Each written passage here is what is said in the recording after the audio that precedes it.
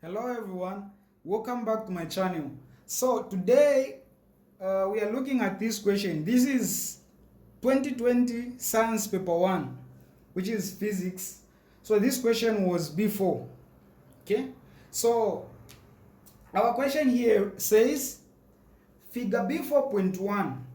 This figure below is showing a stone of mass 2 kg that was pushed up from a slope from Q to R. So we have this stone here, which is 2 kg, okay? Then this stone was pushed from this point Q. They pushed it up until point R here, okay? Then here it says this is the ground. Then we have QRTS. Then S it says is the what? Is the midpoint. Okay? Take note of that. So now, our question says 72 joules of what? Of work was done in moving the stone up the slope from Q to R. So in order for them to move this stone from this point Q and take it to this point R, it required 72 joules, okay, of what? Of work. So they've given us the work that was done in moving up the stone, to say the work was what? Was 72. Take note of that as well. Then our first question says, what is the potential energy of the stone at R? So they want us to find or calculate the what? The potential energy at R. So now, the first thing that you need to consider here is R here. What is the state of the stone? Well, it is resting, okay? No wonder they've asked us the potential energy.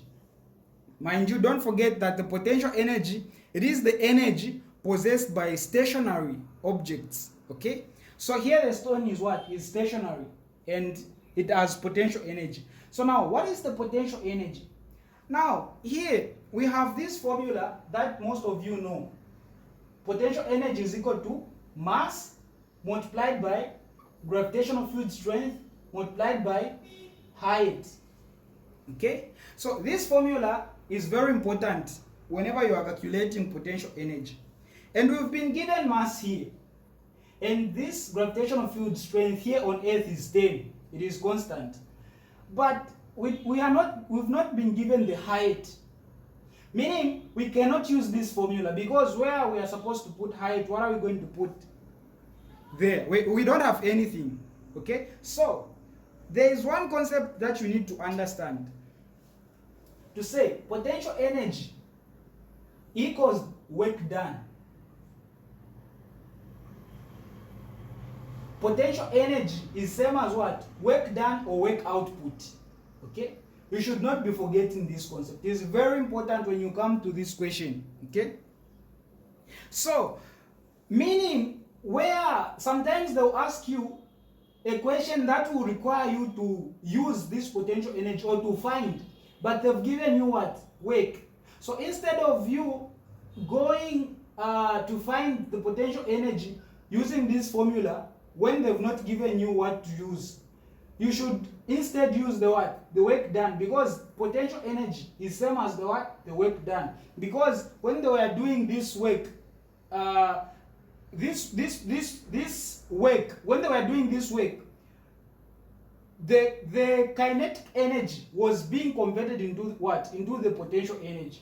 And that potential energy, it is equivalent to what? To the work done.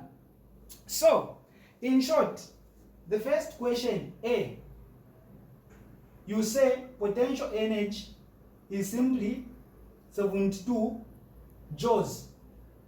Okay? Because it is equal to what? To the work done. And they've given you the work done. So that's the concept. Then B. B says if the stone falls through side RT. So we have RT here. If the stone falls through this side, then the question says, what would be its potential energy at S? the midpoint of the what? Of its fall. S, we've been told that is the midpoint. So suppose the stone falls from R to T. What would be what? What would be its potential energy at S, the what? The midpoint. Well, this is simple. So one concept that you should know, the more you go high, the more the potential energy increases. And the more the kinetic energy reduces. The more you are going high. So the more the higher it increases, the more the potential energy increases, and the more the kinetic energy reduces. The more you come down, the more the potential energy reduces, and the more the kinetic energy increases. So at this point, what do you do? Well, when you use that concept, the one I'm from explaining, the more we are coming down, the more the potential energy is what? Is decreasing. When we reach here, almost under the ground, when we are near the ground, the entire potential energy gets converted into what? Into kinetic energy. So that concept is very important. The more we are coming down, it means the more we are reducing in height. And if we are reducing in height, even the potential energy is what? Gets reduced. Meaning, if we fall to the midpoint, we reduce half. This simply means the potential energy will be half of the total. Okay? So the total we have what? We have 72. So we are going to say potential energy will be 72 joules divided by what? 2. Since it's the midpoint, it's half. So it's going to be potential energy is equal to, so we will say 72 divided by what? By 2. Well, that is 36 joules. So that is the answer for B. Let's look at C. It says calculate then number 1 height TR. They want us to calculate height what? TR, this height here. And we can calculate the height since we have the what? The potential energy. Okay? So what are we going to say? Well, we will use that same formula. Potential energy is equal to mass multiplied by gravitational field strength plus height. Potential energy we have 72. So we will replace potential energy with 72. Is equal to our mass they've given us as 2 multiplied by, this is 10 here on earth, it's constant gravitational field strength, multiplied by what? Height. We are calculating height. So this is what? This is 20. So this is 20 h. We say over 20, even here, over what? Over 20. This 20 cancels with this one. So our height will be 72 divided by what? Divided by 20. So it gives us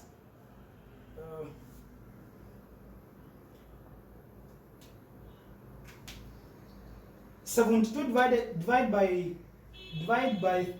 20 gives us, okay, let's change here. It gives us 3.6.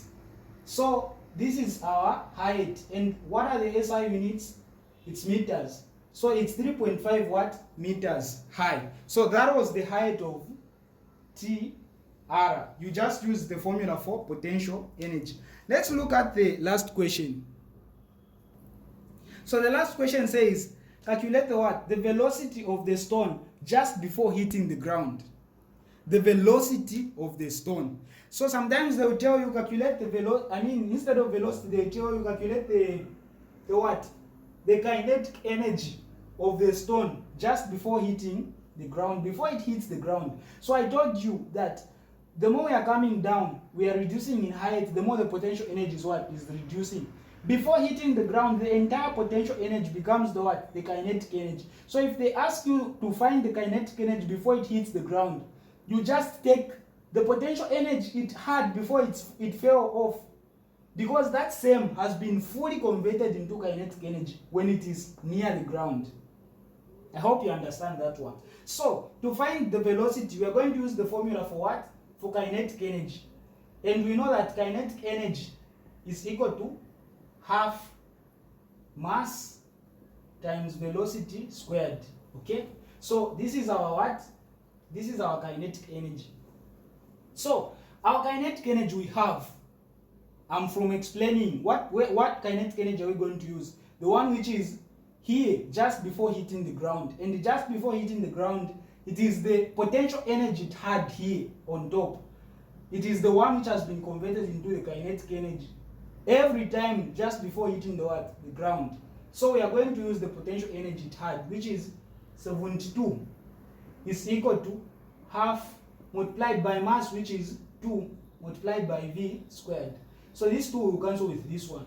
So we will have 72 is equal to, here 1 multiplied by v squared, it's still v squared.